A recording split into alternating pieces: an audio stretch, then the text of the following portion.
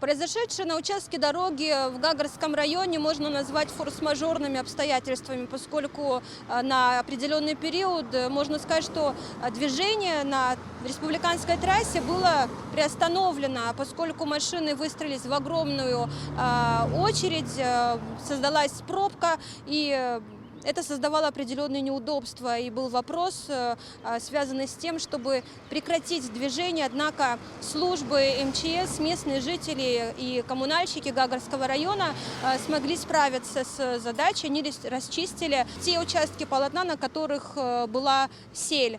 На данный момент ситуация намного улучшилась. Мы видим, что трасса фактически пустая, машины проезжают спокойно, без преград. И в ближайшее время сюда должен подъехать президент, который осмотрит места происшествия. Песок, камни и булыжники засыпали участок дороги частично от 20 до 23 километра. Пробки на республиканской трассе с утра начинались с эстакады, что напротив ресторана «Гагрыбш». Патрульные ГАИ по всему периметру регулировали движение.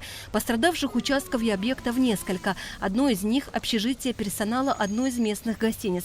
Президент республики Аслан Бжаня приехал на место происшествия, чтобы лично осмотреть, получить информацию и дать поручение по ликвидации последствий стихии. Ух ты! А что здесь было раньше? Здесь вот так было, и было, нет, что ли? метра 3 было. Да, Скажите, а эта конструкция что у вас? Это блоки или это легковозводимая конструкция? Нет, это бетонный каркас. Этот объект стоит на территории ущелья. Основное здание гостиницы «Далокрен». Чудом обошлось без жертв.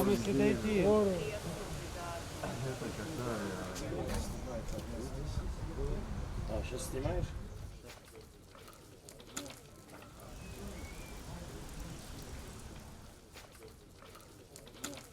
Сейчас мы находимся на проселочной дороге. Машины курсируют от дома, в котором находились туристы, и их эвакуируют, вывозят из этого места. Сейчас мы туда направляемся. Это видео мы записали за несколько часов до приезда президента. Представители местного городского собрания и администрации эвакуировали пострадавших с тем малым, что осталось из вещей. Отвезли в гостиницу. Это мы туристов, которые пострадали, чьи паспорта уплыли, мы сейчас везем в гостиницу, размещаем. Там гостиница с трехразовым питанием. Сейчас их, в общем, согреем, обустроим, прикупим одежду. А где они до этого жили? Тут? Они жили немножко ниже. Сейчас вы туда спуститесь, увидите домовладение, которое подмыло, засыпало. Его не смыло, его засыпало. То, что происходило в этих местах в раннее утро, трудно вообразить. Все, что сейчас засыпано грудой камней, раньше было жилой площадью. Дома, машины, сады, огороды, подсобные помещения – все покрыто селью. Мы видим, что груда камней на уровне фактически подоконника, наверное, где-то около 1 метра высотой. Мы видим, что фактически всю территорию засыпало селью, и здесь ничего не осталось от самой территории дома, двор, постройки, огороды, деревья, виноград. У вас электричество не пострадало? Отключили вовремя. Вовремя. А кто отключил? Кто отреагировал? Я Вы лично сами? отключал сам. У нас высоковольтка Да. своя. Вот, смотри. Сейчас здесь все затоплено, и диваны принесло течением, или как это произошло? Селевый поток, все диваны, кресла, на котором вы тоже стоите, тоже, да. Тут у вас была кухня. Была. Была кухня. Техника, правда, осталась, неизвестно, что. Ну, с техники практически не осталось. Она была. А там что у вас? Санузлы, 2 туалета, душевые.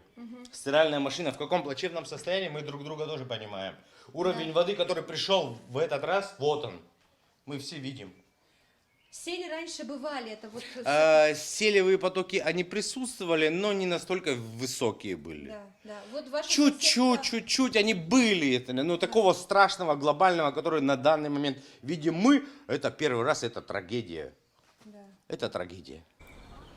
Хозяйка этого дома проснулась от плача дочери, которая испугалась шума. Она сразу бросилась звонить в МЧС. Разбудила всех, кто был в доме. 2 машины, стоящие во дворе, послужили своего рода преградой. Иначе с уверенностью можно сказать, что были бы жертвы. Но было раньше селеотведение. Это вообще селеопасный участок. Сель идет каждый год в июне месяце. Но у сели был путь, не было преграждения пути. Ну и не такая, конечно, сель раньше шла, чуть поменьше были сели, но тем не менее они были. В 2005 году была очень большая А что за сель. постройку там сделали? Там просто насыпали подушку, он хотел делать дорогу туда наверх. Просто была насыпана подушка. И подушка это, поймите, преградой. То есть вот она преграда. Во-первых, он когда строился, уже сузил ущелье, потому что раньше ущелье шло, сель шла полностью в ущелье. А когда он начал строиться, он уже сделал бутылочное горлышко, то есть сель уже, ей некуда сходить. Да. Потом насыпана была подушка. И, соответственно, эта подушка повлияла, то есть так бы, если бы сель бы шла, не было бы этой подушки, сель бы сходила просто по дороге, пострадала бы дорога, пострадало бы все, но не пострадали бы близлежащие дома, понимаете? А так оно получилось преградой, оно все хлынуло волной. От этого места до железной дороги рукой подать. Мы спустились вниз по склону и уже через минуту были на железнодорожных путях. По предварительным данным, на полотно высыпалось более 1500 кубов каменистого грунта. Президент лично осмотрел пострадавший участок, поговорил с домовладельцами, чьи дома были повреждены. Затем спустился к железнодорожному полотну. Генеральный директор АЖД РСО Читанава рассказал о том, что Минтуризма и Абхазская национальная туристическая фирма организовали перевозку пассажиров поездов, чье движение остановлено до места назначения. Что касается устранения последствий непогоды, то уже намечена схема работы. Сейчас надо все возможности финансовые бросить на ликвидацию последствий чрезвычайных ситуаций на железнодорожном участке. Мы уже связались с Северо-Кавказской железной дорогой, то есть оттуда заедет восстановительный поезд со всей нужной техникой нам, с людьми по контактной сети, по путевому хозяйству. То есть они сегодня приедут и сразу же мы приступаем к работе. То есть мы в сроки в 2-3 дня хотим уже дорогу открыть. Правильно. К выходным дорога должна функционировать. Да. В дальнейшем будем заниматься ликвидацией происшествия. Будем сообща работать, и я думаю, что поставленные задачи мы справимся. Хорошо. В течение 3 суток. И мы сегодня говорили, обсуждали, что нужны там физические люди, все говорено. Будем помогать, поддерживать и будем работать. Силами национальной туристической компании было вывезено более 300 человек. Это 4 автобуса и 5 маршрутов. Сегодня в обратную сторону также будут вывезены наши гости. Около 450. Президент дал указание докладывать лично ему информацию о проводимых работах. Особое внимание уделил вопросу помощи пострадавшим.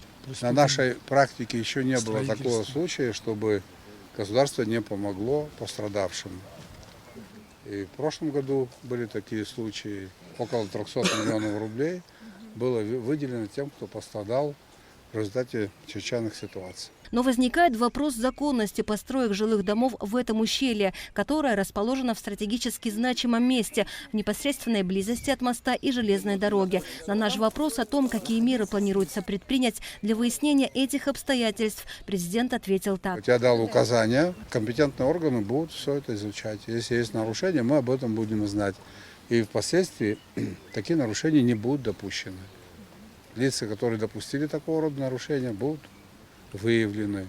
Осматривая места, пострадавшие от схода сели, возникает ощущение, насколько сильна природа и насколько бессилен человек. Жизнь людей висела на волоске, и то, что они выжили, можно назвать чудом. Туристка Анна Третьяк до сих пор не может успокоиться после вчерашнего. Рассказывает, что в какой-то момент думала о том, как лучше умереть.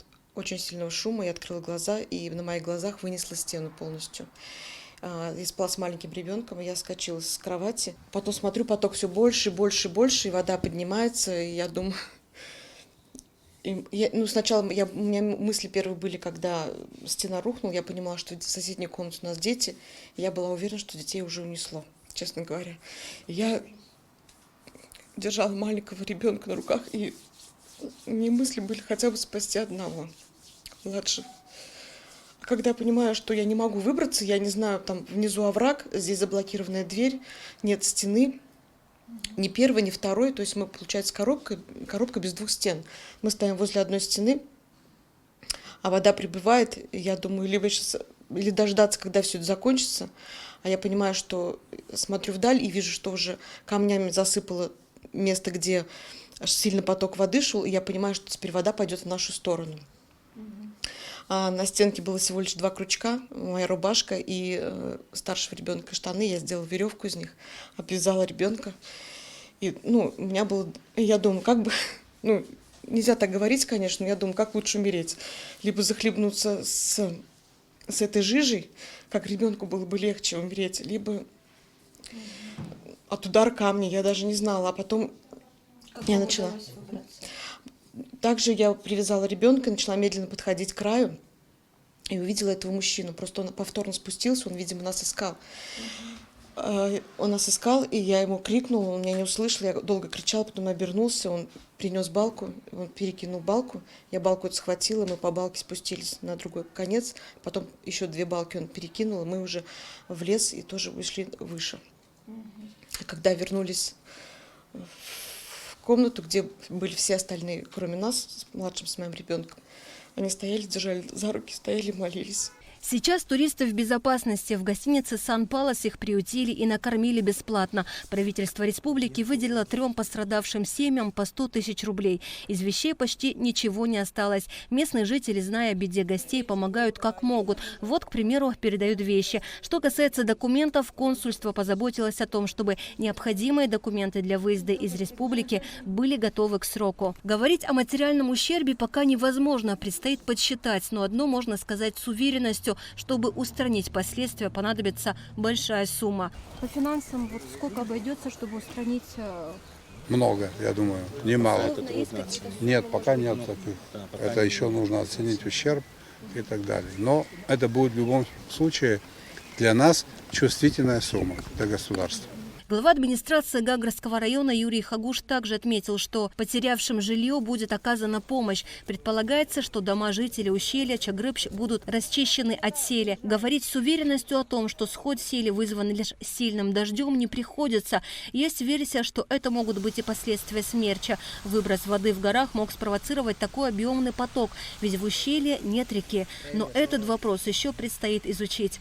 Асида Малия, Рамо Камки, Абхазское телевидение.